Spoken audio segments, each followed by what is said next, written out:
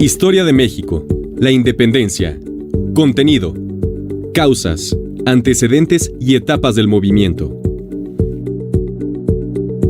Desde la caída de Tenochtitlán y hasta 1810, los españoles gobernaron la Nueva España. Existieron diversas causas internas y externas que dieron paso al inicio del movimiento de independencia y al final del mandato español. Las causas internas estaban relacionadas principalmente con el control de los españoles en las actividades económicas y políticas, las marcadas diferencias sociales, el despojo de las tierras a los pueblos indígenas, y las causas externas fueron principalmente la invasión de tropas de Napoleón a España, la influencia de las ideas revolucionarias provenientes de la Ilustración, la influencia de la independencia de las 13 colonias de Norteamérica en 1776. Como antecedente al movimiento de independencia, se llevan a cabo reuniones clandestinas en la casa del corregidor de Querétaro, Miguel Domínguez, y su esposa Josefa Ortiz de Domínguez, donde personajes como el cura Miguel Hidalgo, Juan Aldama e Ignacio Allende, entre otros, realizaban un plan para destituir a los españoles del gobierno por medio de un levantamiento. La conspiración de Querétaro fue denunciada por José Mariano Galván a las autoridades españolas. El mensaje llega a la ciudad de Dolores el 16 de septiembre de 1810 por medio de Juan Aldama e Ignacio Allende.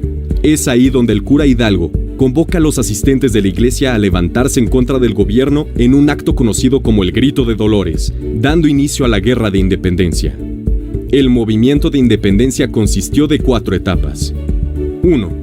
Inicio de la guerra, 1810 a 1811. 2. Organización, 1811 a 1815. 3. Resistencia, de 1815 a 1820. 4. Consumación, 1820 a 1821. A continuación, profundizaremos en cada una de las etapas. La Guerra de Independencia inicia con el Grito de Hidalgo en Dolores, donde el movimiento encabezado por el cura parte hacia Guanajuato, una de las ciudades más importantes de la Nueva España, portando como estandarte a la Virgen de Guadalupe. Aunque no se sabe con certeza cuál fue el grito exacto del cura Hidalgo, la versión del historiador Lucas Alamán dice lo siguiente: ¡Viva la religión! ¡Viva Nuestra Madre Santísima de Guadalupe! ¡Viva Fernando VII! ¡Viva la América! ¡Y muera el mal gobierno! A lo que el pueblo respondió: ¡Viva la Virgen de Guadalupe! ¡Y mueran los gachupines! El intendente de Guanajuato, rodeado por independentistas, se encierra con sus tropas en la Alhóndiga de Granaditas al no recibir apoyo del virrey Francisco Javier Venegas. Es aquí donde surge la leyenda del Pípila, que dice que cargando una piedra en su espalda para protegerse de los balazos de los españoles, incendió la puerta principal de la Alhóndiga, y de esta manera los insurgentes logran tomar el edificio y capturar al intendente. Días después se lleva a cabo la famosa batalla del Monte de las Cruces, en donde el ejército insurgente derrota a los españoles. En una contraofensiva, el ejército insurgente es derrotado por las tropas realistas lideradas por Félix María Calleja, por lo que se repliegan inicialmente a Guadalajara y posteriormente a Monclova, donde Hidalgo, Allende, Aldama y Jiménez son capturados y fusilados. Las cabezas de los 4 líderes son colgadas en la Alhóndiga como advertencia a los opositores del gobierno real. 2. Etapa de organización. La etapa de organización inicia en 1811 tras la muerte de Hidalgo, Allende, Aldama y Jiménez. Es por esto que los insurgentes establecen la Suprema Junta Gobernativa, donde se busca unificar a las tropas rebeldes. Un grupo liderado por Ignacio López Rayón y José María Liceaga reconocen como autoridad al rey Fernando VII, propuesta que es rechazada por el caudillo José María Morelos y Pavón, Vicente Guerrero, los hermanos Galeana y los hermanos Bravo, entre otros.